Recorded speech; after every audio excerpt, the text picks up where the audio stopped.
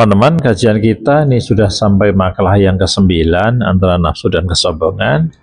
Di sini Sufyan Ats-Tsauri, gurunya Imam Malik, menjelaskan dengan rinci. Mari kita ikuti, semoga bermanfaat. Makalah ke-9 antara nafsu dan kesombongan. Bismillahirrahmanirrahim. Dengan nama Allah yang Maha Pengasih, Maha Penyayang. Assalamualaikum warahmatullahi wabarakatuh. Semoga keselamatan, rahmat dan berkah Allah senantiasa tercurah atas kalian semua. Alhamdulillahi Rabbil Alamin. Wassalatu wassalamu ala ashrafil anbiya'i wal mursalin. Sayyidina Muhammad wa ala alihi wa sahbihi ajma'in. Segala puji bagi Allah, Tuhan semesta alam. Sholawat dan salam semoga tercurah kepada penghulu para nabi dan rasul, junjungan kita Nabi Muhammad beserta keluarga dan seluruh sahabat beliau. Qala Sufyan Ats-Tsauri radhiyallahu anhu, kullu ma'siyatin an syahwatin fa innahu yurja ghufranuha wa kullu ma'siyatin an kibri fa innahu la yurja ghufranuha lianna ma'siyata iblisa kana asluha min al-kibr wa zallatu sayyidina Adam kana asluha min asy-syahwah. Sufyan Ats-Tsauri berkata, setiap maksiat yang timbul karena syahwat, maka masih bisa diharapkan ampunannya.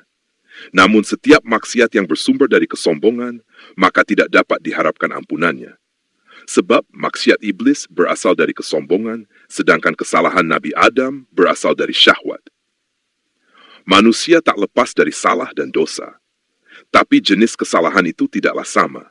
Ada yang timbul karena kelemahan diri, dan ada pula karena kesombongan hati. Ulama besar seperti Sufyan Ats-Tsauri membedakan dua sumber utama maksiat, syahwat dan takabur. Maksiat karena syahwat atau nafsu. Seseorang bisa terjerumus karena dorongan hawa nafsu. Ini seperti kisah Nabi Adam alaihissalam yang tergoda memakan buah larangan.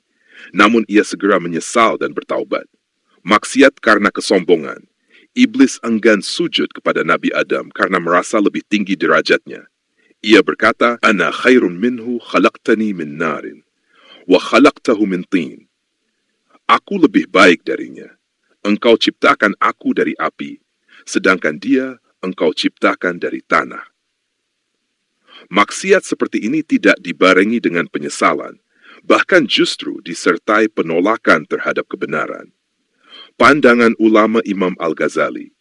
Dalam Ihya Ulumuddin, beliau menulis bahwa kesombongan adalah penyakit hati yang paling membinasakan.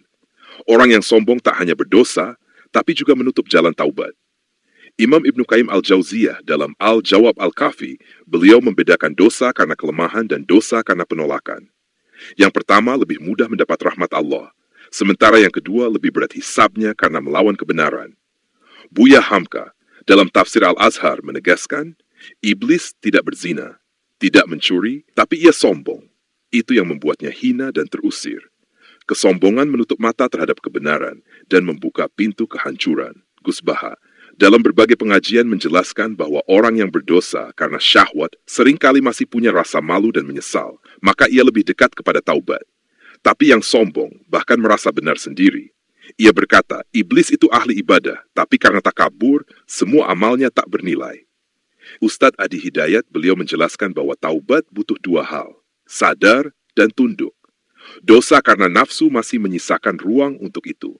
Tapi kesombongan membuat seseorang merasa tidak perlu taubat, karena ia menganggap dirinya paling benar.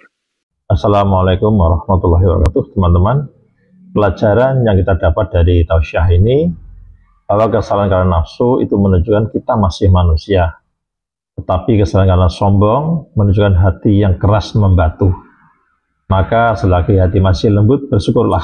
Jangan sampai kita menjadi seperti iblis, ahli ibadah, namun hancur lebur karena menolak satu perintah Allah. Kesimpulan, dosa karena syahwat masih diharapkan ampunannya karena berasal dari kelemahan kita. Dosa karena kesombongan sulit diampuni karena berasal dari penolakan kebenaran. Iblis celaka karena sombong. Nabi Adam diampuni karena menyesal dan bertaubat.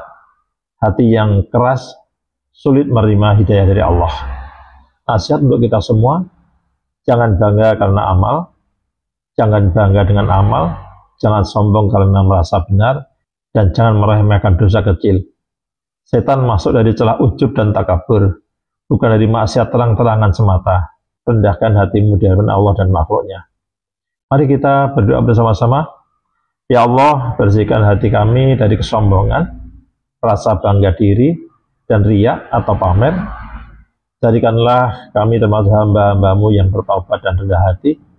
Ampunilah dosa-dosa kami.